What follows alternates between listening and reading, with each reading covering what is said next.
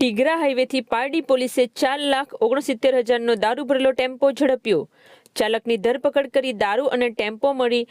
કુલ્લે ₹11,74,000નો મુદ્દામાલ જપ્ત કર્યો। પારડી પોલીસની ટીમે મહારાષ્ટ્રથી ગેરકાયદેસર વિદેશી દારૂનો જથ્થો ભરી સુરત જતો ટેમ્પો ટીગરા નેશનલ હાઈવેથી ઝડપી પાડ્યો છે। ચાલકની ધરપકડ કરી દારૂ ભરાવનારને વોન્ટેડ જાહેર કરી દારૂ અને ટેમ્પો મળી કુલ્લે ₹11,74,000નો મુદ્દામાલ જપ્ત કરી કાયદેસરની કાર્યવાહી પારડી પોલીસે હાથ ધરી છે।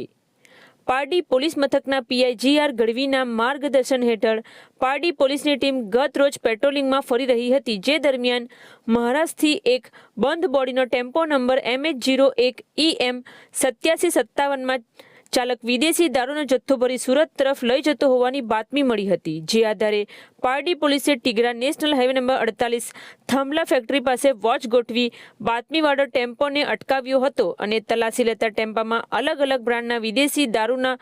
બોક્સ નંગ 114, જેમાં બાટલી નંગ 3,684, જેની કિંમત ₹4,69,200નો જથ્થો મળી આવતા પોલીસે ચાલક ઇસ્માઇલ નૂર મોહમ્મદ મેમન ઉંમર વર્ષ 22 રહે પારોલી ગામ પાલઘર મહારાષ્ટ્રની ધરપકડ કરી છે અને મહારાષ્ટ્ર ખાતે